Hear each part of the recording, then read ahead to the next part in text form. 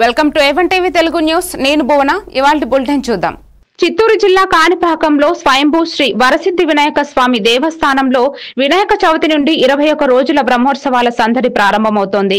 27వ తేదీకి ముఖ్యమంత్రి ఆదేశాల మేరకు దేవాదాయ శాఖ మంత్రి ఆనం రామానారాయణ రెడ్డి స్వామివారికి పట్టు వస్త్రాలు సమర్పించనున్నారు. శాసనసభ్యులు మురళీమోహన్, ఇతర ప్రజాప్రతినిధులు పాల్గొంటారు. సుమారు 70,000 మంది భక్తులు దర్శనం పొందుతారని అంచనా. అభిషేకాలు ఉదయం 2 గంటలకు, సర్వదర్శనం 3 గంటలకు, భద్రత, ప్రసాదం, శానిటేషన్, వాహన సేవలు, 70,000 లడ్డు ప్రసాదాలు, కొత్త అన్నదాన భవనం ప్రారంభం, షట్కాల పూజలు తాత్కాలికంగా రద్దు. 2 రాష్ట్రాల భక్తులకు ప్రత్యేక ఏర్పాట్లు చేయబడ్డాయి. జిల్లా కలెక్టర్, ఎస్పీ, ఫైర్ సిబ్బంది సమన్వయంతో బందోబస్తు ఏర్పాట్లు పూర్తయ్యాయి పేర్కొన్నారు. స్వయంభూ వరసిద్ధి వినాయక స్వామి దేవస్థానం కాణిపాకం నందు బ్రహ్మోత్సవాలు ఈ నెల 27వ తారీఖు నుంచి వచ్చే నెల 16వ తేదీ వరకు 21 రోజుల పాటు ఘనంగా జరగనున్నాయి.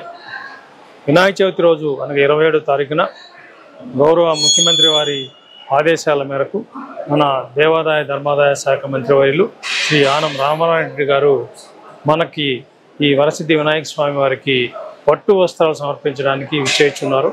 సో వీరితో పాటు స్థానిక శాసనసభ్యులు గవర్నర్ మురళీమోహన్ గారు, ఇతర ప్రజాప్రతినిధులందరూ కూడా ఈ కార్యక్రమాల్లో పాల్గొంటారు.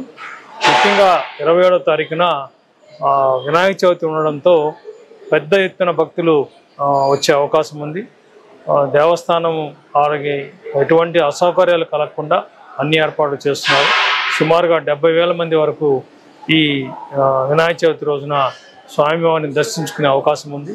వీరందరికీ కూడా క్యూ లైన్ల ఏర్పాటు కానివ్వండి, ప్రసాద వితరణ, మంచినీళ్లు, అదేవిధంగా శానిటేషన్, ఇవన్నీ కార్యక్రమాలు కూడా ఏర్పాట్లు పూర్తి చేయడం జరిగింది.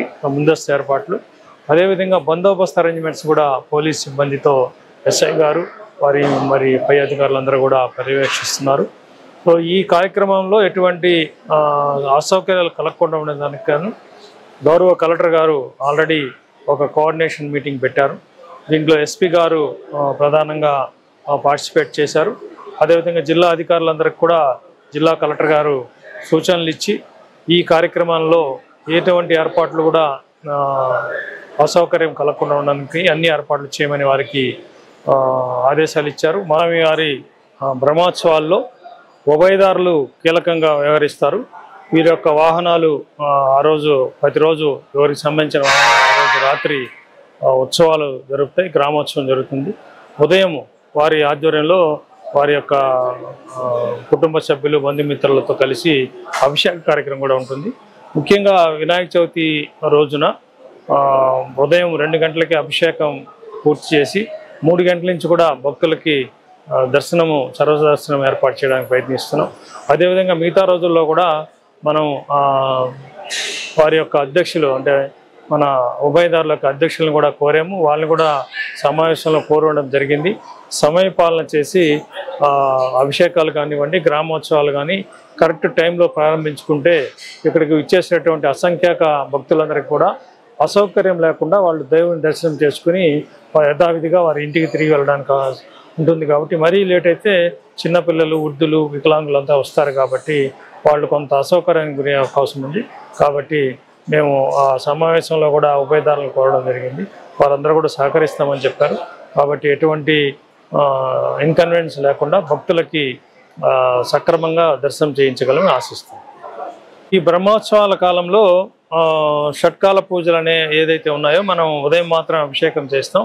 మిగిలిన కాలాల్లో ఉన్న అభిషేకాలని రద్దు చేస్తున్నాం. సో కంటిన్యూస్గా క్యూస్ రన్ అవ్వాలి కాబట్టి వేద కమిటీ నిర్ణయం ప్రకారం ప్రతి సంవత్సరం వచ్చే ఆనవాయితీ ప్రకారం ఈ అభిషేకాలు రద్దు చేసి వారికి అనుకూలంగా లోపల కార్యక్రమాలు చేసుకుని భక్తులకు మాత్రం దర్శనం కంటిన్యూస్గా చేస్తాం. అదేవిధంగా మిగిలిన ఆర్జిత సేవలు కూడా రద్దు చేస్తున్నాం. ఓన్లీ హోమాలు మాత్రం